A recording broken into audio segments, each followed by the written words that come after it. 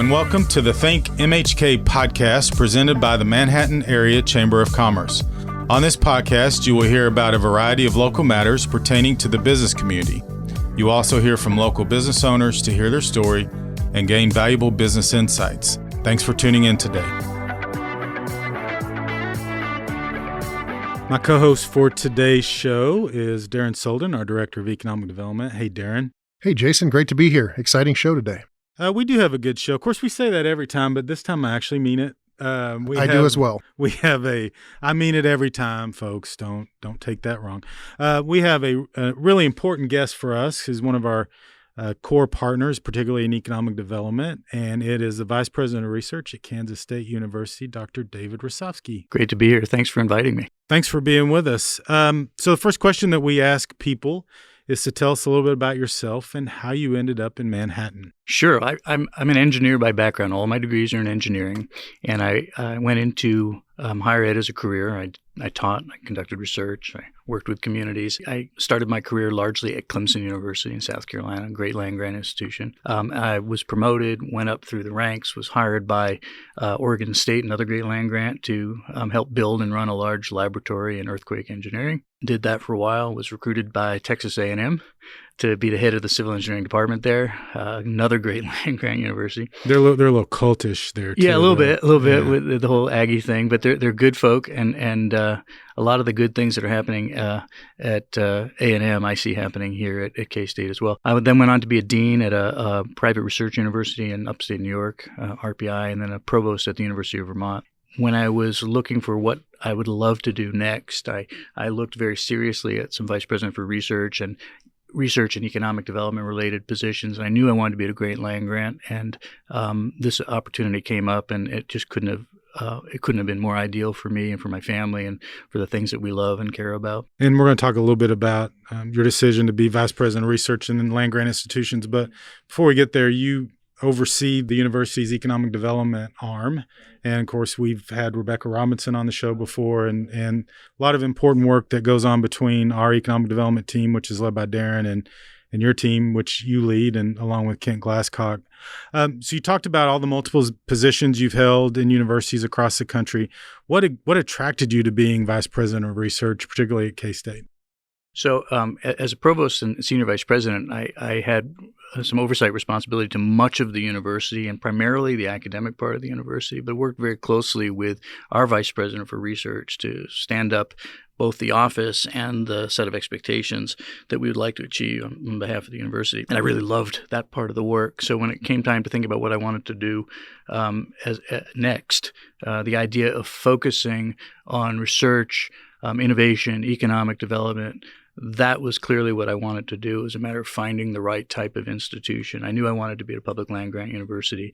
I was really looking for a place that was poised to do some really innovative things and maybe for some significant growth. And I really wanted to be part of a land-grant university and university community that cherished that land-grant badge and that really understood the mission of the land-grant and wore it with great pride. And Manhattan is that community. So for those that aren't familiar with it, what exactly is a land-grant institution? A land-grant designation was a result of a program by Vermont Senator Morrill that resulted in the designation of a campus in a university in every state that would have land-grant desegation, and land would be provided on which to found that university, and some operating funds would be provided. So every state has that, and the idea was that they would focus on the agricultural and mechanical arts, right, the A's and the M's, and that they would help farmers, they would help communities, they would help bring modern equipment and people that knew how to run and operate modern equipment to bear, and so forth and so on. So that's the original land-grant mission, and that became the teaching, research, and service mission, or learning and discovery and engagement, however you want to parse it, and that's. Those three pillars, the great land grants, and K-State is one, and we're surrounded by many of the great land grants here in this area. Those three pillars are still what drive what we do at the university. And that's the institutions you've worked at most of your career have been land grants. 30 years in land grant universities. So real quick, talk a little bit about the research enterprise at Kansas State and what some of the things that we're really, I can say we, right? We're really good at, and And in terms of revenues, how do we compare to our peers? So we are what I would call a comprehensive public research university. That is that we conduct research and scholarship and creative activity pretty much across the entire university. And like most public institutions, we have our own collection of graduate and professional programs that may have some overlap, say, with KU, but may be different from KU. For example, we don't have medicine, we have veterinary medicine. Our research activity, I would say, is most prolific and historically has been most prolific in agriculture, in animal science and veterinary medicine, and in engineering. But that's not to say we're not conducting research or succeeding in our research endeavor across the colleges. But traditionally, as with most A&M schools, ag, engineering, vet med, those tend to dominate in terms of research expenditures. And then as far as how we compare against like schools, certainly when you put it on a per faculty basis, we're very competitive. We have big plans for growth, but we're not starting from a deficit. And MBAF is here primarily because of that research and our proficiency in those kind of activities. Well, I think MBAF is here for a combination of great reasons, but certainly one of them is the fact that K-State is the university that it is, and that it has strengths in infectious disease and animal science and biodefense and biosecurity.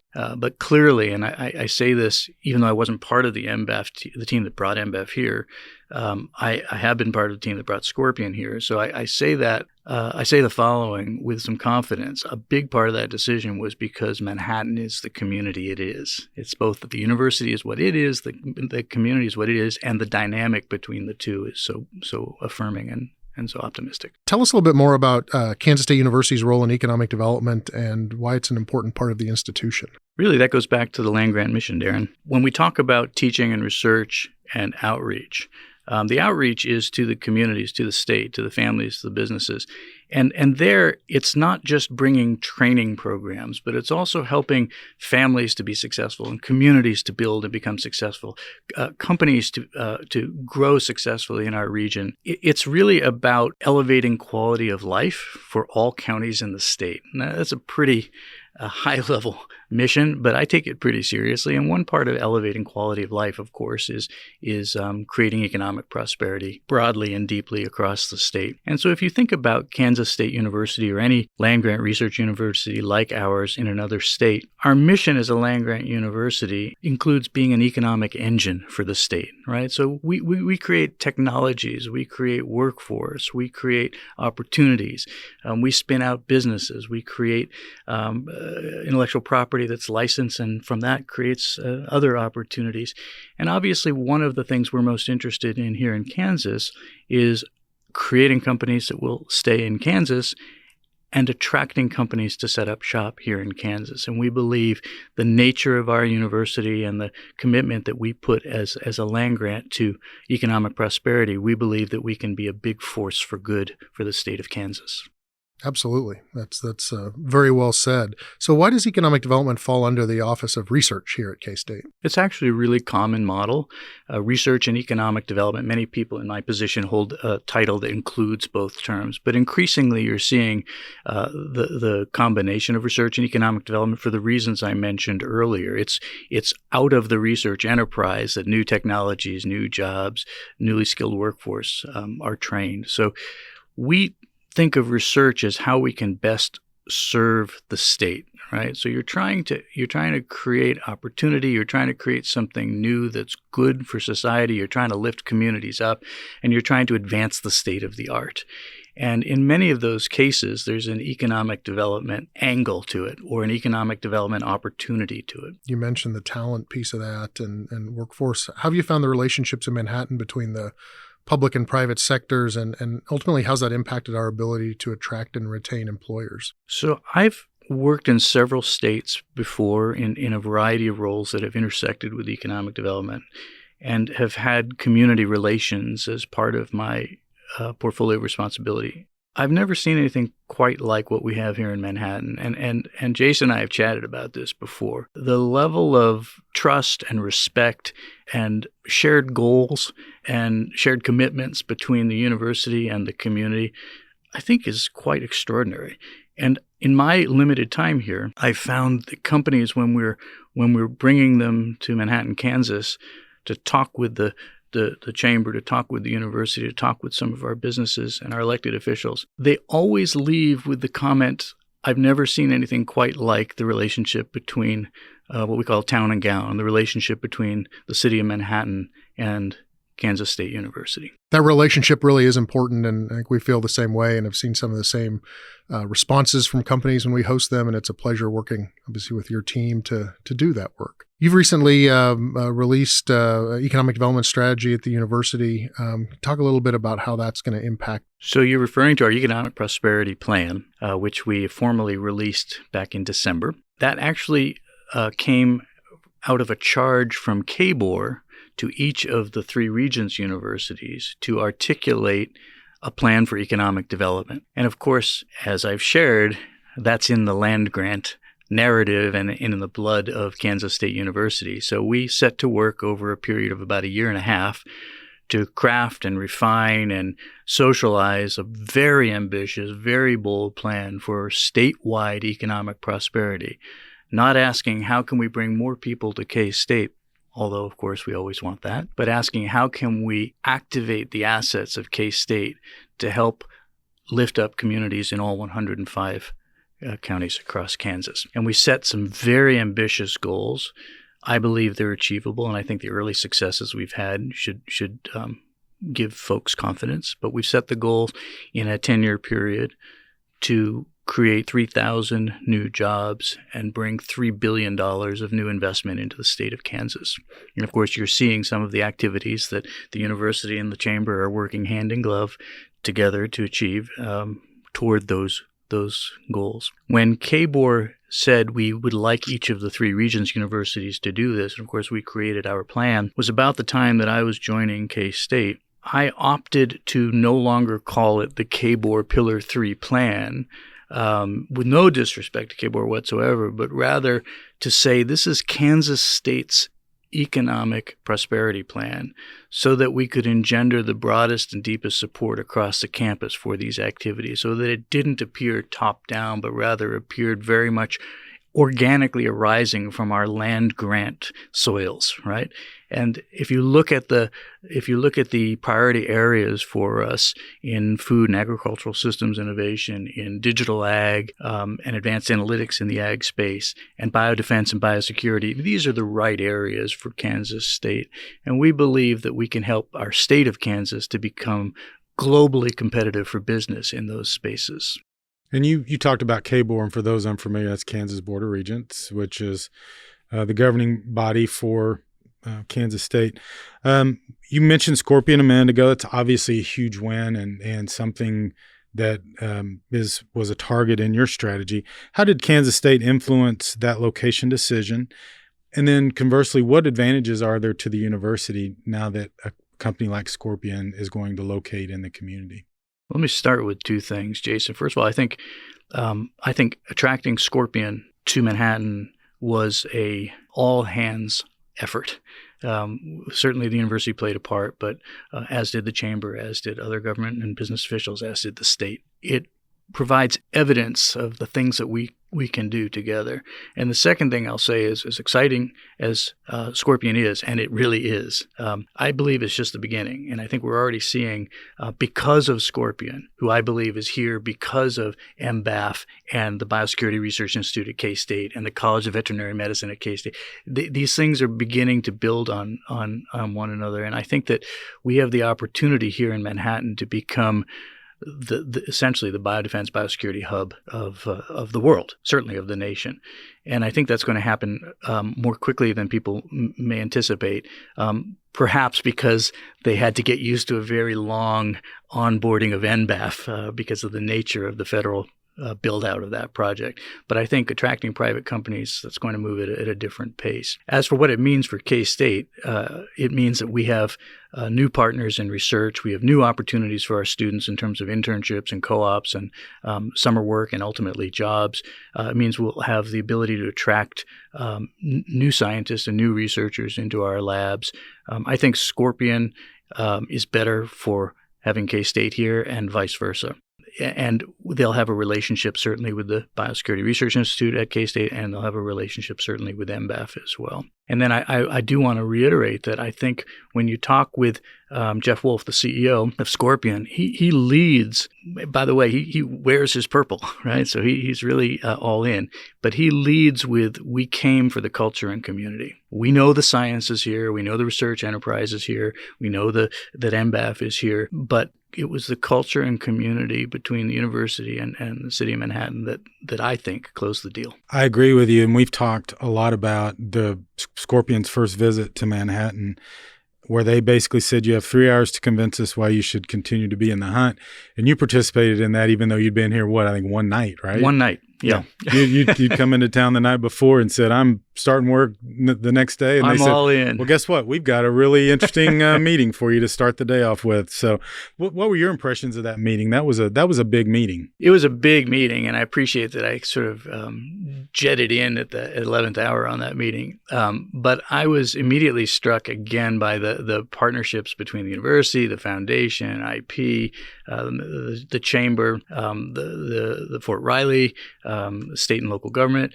All the players were already at the table. But the other thing I'll have to tell you is that I was very fortunate to have been seated near Jeff at some of those early discussions. So he and I were able to form a good bonding relationship that as two relative newbies to Manhattan, we'd both been in the community about the same number of hours. And we were able to sort of bring our own vantage point and histories as East Coast folk to Manhattan and say what we were sort of falling in love with almost immediately. And the relationship grew from there, and obviously the opportunities for the city, state, and university grew as well. And of course, we went from Manhattan. We'll go look at Manhattan, but that's probably not someplace we'll consider, to basically being in the lead at that point. So it was a big day for the economic development team. As you look forward, let's talk about K-State again for a minute. What are your personal goals for the Office of Research at Kansas State? So as I've shared with my office, which is a team of exceptionally talented and dedicated professionals at K-State, I view our operation as a service operation, that we exist to enable the highest levels of success of our faculty members. It's really that simple. So I want to have a best-in-class operation where we help faculty to identify and attract support for their research, where we help to promote the conduct of that research, where we help to attract great people and great companies and great organizations into the region, and where we are championing the findings of that work and the importance of that work out into the broader public. And I'm happy when the number of researchers at K-State goes up. I'm happy when the amount of federal dollars coming into K-State for research goes up. I'm happy when the number of licenses and IP-related activity goes up. I'm happy when researchers collaborate increasingly across colleges. So we have engineers working with political scientists, working with agronomy specialists, and so forth. I'm happy when Kansas State University researchers are leading multi-university centers because they're K-State University. So those are the metrics that I track and that we're going to try to drive here at K-State. So as a relative newcomer and an important member of our economic development team, as you look at the broader picture of the community, what are some of the challenges and opportunities that we have in Manhattan, and how do you see the Kansas State Institution fitting into that? Well, as I talk with companies about coming into Manhattan, I understand, what it is they're hoping to find here if they were to locate with their employees. And I also understand what our competitors have that we may not have. And we're actually in very good shape. There are some things that we're going to need, I think, to make some investment in. You and I have chatted about this. I think we're going to need some additional space that's laboratory ready for small companies to start out, or new companies that are coming in to work in while they're building out their new spaces. You and I have talked about the fact that I think the university and city need to have a natatorium so that we have a swimming facility. I think that's just an expectation of cities of our size when they're recruiting companies. And then the last thing is I would love to see, and I believe this is all coming, I'd love to see some additional service out of Manhattan Airport. I'd love to see a flight going east. And I think if we can put these things together as we continue to grow and as we continue to attract more folks into Manhattan, I think we're as good as any place in the country. We agree. You're done with the easy part of today's questions. every segment we'll have a rapid fire section where we shoot out a series of questions to our guest and have them answer about something. So we get to know that person a little better. And I think Daryn's going to ask today's questions. Do you think you're ready? Bring it on. Number one, something people often find surprising about you. That I'm an introvert, despite the fact that I love talking. I love speaking with people. I cherish my downtime and my alone time. An important part of being an introvert is faking being an extrovert exactly well. Right. What are 3 things you can't live without? My family, my iPhone, and milk chocolate. There you go. And I assume 4th on the list is coffee, right? Yeah. 3rd question, best piece of advice you ever received? Surround yourself with smart people. Surround yourself with positive people. Surround yourself with good energy people. And don't be afraid to love any good idea. What is your favorite holiday? Thanksgiving, hands down. The food? Absolutely. All right. Just had to qualify that. What advice would you give the 19-year-old David? Hold on to your hair. No. I would say... Is that possible? Because I would have liked that too. I had so much hair at 19. I'm struggling with that as well. I would say to 19-year-old David, try it. Just try it. Life doesn't need to be scripted or fully planned or even a straight line. Just try it. All right, we're halfway through. Now come the hard questions. Good. Favorite flavor of ice cream? That's easy. It's chocolate chip. All right. Favorite pet? That's easy too. It's my dog, Journey, who is the most amazing dog on the planet. And we rescued him. And in so many ways, he rescued us. What type of dog is Journey? He's a mutt. Yeah, he's a mutt. He's got a lot of Chesapeake Bay Retriever in him, but he's got a lot of other stuff too. Is he named after the band or is it just a random name? Michelle and I say we named him after the band. Yeah, but it's also he was on a journey. He was rescued at a high kill shelter in the South and when he was brought up to the North where we were living. Biggest lesson the pandemic taught you? Well, as you may know, I do a lot of writing and speaking on just that topic. So I would say the biggest lesson that the pandemic has taught me is that higher education can be nimble and responsive and adapt quickly when needed. We talked about the pandemic without saying the word pivot, so we're going to pivot to another question. Texting or talking? This is me. It's talking. There we go. And finally, what is your favorite business book? It's not only my favorite, it's the one that I've given to many leaders that have come to work with me, and I think it's become their favorite as well. It's Good to Great by Jim Collins. That's a good one. Yeah. So you were ready for that. So I was ready for that. You were great at that. I was ready for that. Dr. David Rosowsky, thank you so much for your leadership and jumping right in and being part of our team and helping lead that. And thank you for joining us in the Ad Astrocast studios today for our ThinkMHK podcast. My pleasure. Thank you both. Thank you. Thanks for listening to this episode of ThinkMHK, a podcast produced by the Manhattan Area Chamber of Commerce. If you enjoyed the ThinkMHK podcast, we'd love for you to subscribe and share it out on your social media channels. Feel free to reach out to us on Facebook, Twitter, or Instagram at the Manhattan Area Chamber of Commerce.